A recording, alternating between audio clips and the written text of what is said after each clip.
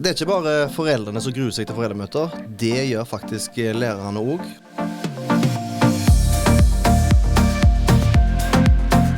Du har vært lærer selv, du har ikke det, og du har vel arrangert en del foreldremøter? Forhåpentligvis noen gode, og så har jeg i hvert fall definitivt hatt et skikkelig dårlig. Vi hadde en konkurranse internt om hvem som kunne arrangere det kjappeste foreldremøtet. Og da tenkte jeg at den kampen den tar jeg opp, og så dro jeg i gang da, på møtet. Sa det som skal siges, og så sa jeg at jeg var glad i ungene, det var jo så flotte, og valgte FAU og kontaktlærer, og så sparket de ut døra. Og da var det gått 20 minutter.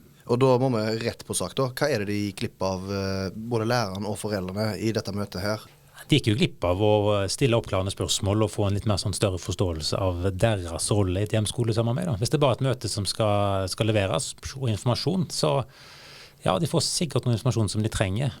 Men et godt foreldremøte, det er jo en arena og en møteplass der hele lapskausen av foreldrene møtes. Og vi som voksne rundt våre barn er jo på en måte, skal jo være en ressurs da. Det finnes mye vi som foreldre trenger å vite om skolen, og det finnes mange ting som vi som foreldre trenger kanskje vite om hverandre og om hvordan ting fungerer. Hvor starter du som lærer da når du vet at om 2 uker så er det snart høstferie, men først er det et foreldremøte? Sånn som tilfellet er på mange skoler, så har du kanskje ikke noe klar struktur eller årshjul på dette her. Og dermed så blir det litt opp til hver enkelt lærer å finne ut hvordan en skal håndtere og angripe dette her. Men hvis du da står alene, så tenker jeg at det viktigste er hvordan en inviterer.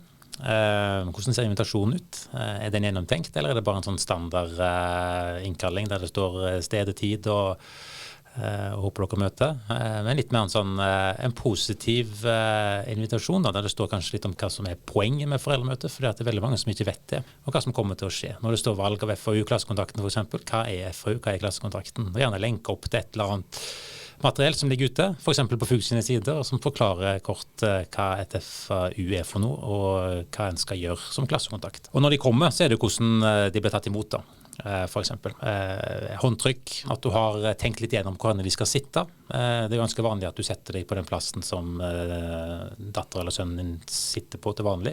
Hvor går vi deretter da? For da har alle satt seg, og mange er fortsatt litt sånn smånervøse. Hva skjer da? Nei, altså hvis vi kan tenke at det var et eksempel for ikke så mange ukene siden som viste hvordan kanskje ikke skal gjøre det. Der det var en presentasjonsrunde der alle foreldrene skulle presentere seg med navn, hvem de var foreldre til, hva utdanning de hadde, hva de jobber med.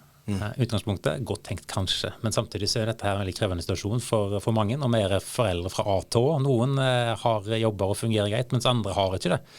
Kanskje noen, i dette tilfellet, så var noen som var uføretrygda, eller som var på arbeidsavklaringspenger og så videre, og da på en måte blir det veldig sånn nakent og åpent, da, som gjør det vanskelig for foreldrene å kunne være trygge i den settingen. Da. Så kanskje unngå den, da, men den der å se hvem du er mamma og pappa til, det kan jo være en ok sak. Det er derfor du er der. Det blir ikke skoledagboka med sivil status og favorittdrikke og sånn. Vi stopper med navn og hvem du er foreldre til. Ja, det tror jeg holder lenge. Og kanskje unngå den der med å lage dyrelyder. Det kan jo være litt krevende. Det er noen som prøvde det, og du trekker lapper av alle som to stykker er haner, og så skal de kakle sammen, og så skal de prate sammen. Det kan jo være litt krevende, kanskje, for noen foreldre. Vi tar veien videre i foreldremøtet da, for da er jo folk plassert, og da skal læreren informere litt. Her er det ganske viktig å treffe med informasjon, kanskje, eller?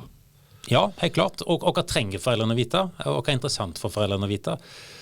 Hvis det har vært et stort trinnmøte i forkant, så har kanskje noe av disse her store tankene fra skolens side forhåpentligvis blitt formidlet med ambisjoner og positivitet. At den maler et bilde av skolen som er offensivt, og at dette ble tatt med videre inn i klassen. Hvordan jobber klassen med dette her da? Hvordan er klassemiljøet? Hvordan jobber dere med klassemiljøet? Hvordan er rutinene for å melde inn fravær? Hva tid vil skolen bli kontaktet, ikke kontaktet? Hva er skolens ansvar, sånn som dere ser det? Og hva er foreldrenes ansvar? Hva forventninger har dere til hverandre?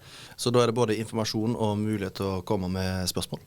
Ja, gjerne det. Så det å ha en sånn liten overgang mellom informasjon og en invitasjon til spørsmål, så er det naturlig rundt disse praktiske tingene. Eksempelvis hvis en opplever at det er veldig mye styr rundt sosiale medier, da, for eksempel. Og det å åpne opp til en god diskusjon rundt dette her, det forutsetter jo at foreldrene er i stand til å komme med disse spørsmålene eller innspillene.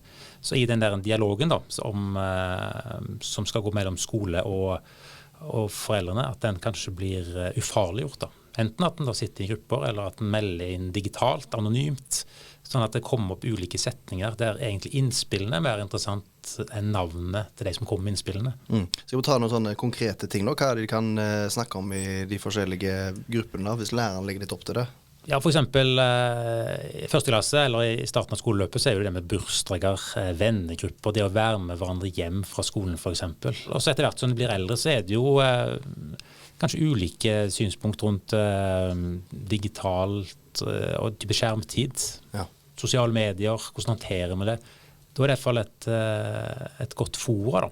Men fortsatt så sitter folk med hodet bøyd og gruer seg når den fasen er over, for nå skal det velges FAU og klassekontakt, og det er det er ikke det å legge skjul på det, at det er det mange som gruer seg for og synes er skummelt. Hvorfor det? Nei, hvorfor det? En kan kanskje huske tilbake igjen selv, når en var foresatt på et foreldremøte, og tiden gikk, og så visste du at høydepunktet kom på slutten, da er det et valg. Og da er det mange lærere som bare går ut, og så sier de bare til foreldrene at ok, nå skal vi velge FAU og klassekontakt, så nå går jeg ut, så hvis en av dere kan fikse dette her, så ordner dette seg, og når dette er på plass, så skal dere få lov til å gå hjem. Og det er jo veldig interessant å observere at den praksisen er det flere skoler som fortsatt har da.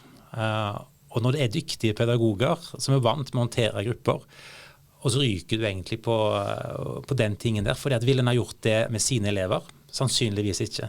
Og det å invitere heller rektor, FAU-leder eller avtroppende FAU-representant for klassen til å informere klassen, sånn at dette blir opplyst om hva er FAU for noe, hvordan jobber de, hva er forventningen, hva er klassekontakt, samme der om en forventningsavklaring. Og så invitere til enten sånn åpen at en nominerer hverandre, det kan det være, det er ikke alltid det blir bra, men at en i hvert fall gir foreldrene fremodighet til å melde seg på da, hvis dette er forklart på en god nok måte. Og dette kunne jo vært gjort i forkant, at vi skal ha et valg til FAU-klassekontaktene. Har du lyst, eller er det interessant for deg, på bakgrunn av informasjonen du har fått her, så skriv navnet ditt, og så har vi det på lista til møte. Da slipper vi jo hele den kleine prosessen, og det kan jo bli gjort digitalt i forkant, for eksempel. Hva er gevinsten for læreren hvis han gjør det på denne måten her? Det er mange gevinster, men en av gevinstene er jo det der at foreldrene blir lagspillere. Det er veldig fort gjort at vi tenker at, i hvert fall hvis du har den holdningen som jeg hadde til foreldremøte, 20 minutter, få de ut, minst mulig involvering, som er kvitt problemet for denne gangen. Foreldrene er å bli rundt eleverne uansett, og lærerne er å bli rundt eleverne hele tiden. Og hvis en da på en måte ikke kobler oss sammen rundt eleverne, så blir det til at foreldrene sitter på tribunen, syns og mener kanskje mye, på godt og på vondt, men det blir ikke aktiv medspillere til å lage en god skolehverdag for eleverne våre. Og hvis vi får foreldrene til å bli bevisst på hvordan de kan bidra til et godt klassemiljø, hvordan de kan bidra til å støtte ungene våre rundt lekser, vurdering, lure valg rundt sosiale medier, så vil vi sannsynligvis løse mange potensielle floker som kan komme senere. Og hvis når vi er mennesker, så vil vi jo aldri klare å gjøre alt riktig hele tiden. Og når det oppstår ting eller utfordringer både fra skolens side, eller at vi som foreldre er uenige om noe som skolen gjør, eller mellom oss i foreldregrupper, så er det mye enklere å snakke om det, mye enklere å ta det opp igjen da, hvis den isen er smeltet, der vi skjønner at vi er på samme lag rundt elevene våre, og selv om ikke vi er enige om alt, så kan vi jo snakke om det for å finne gode løsninger.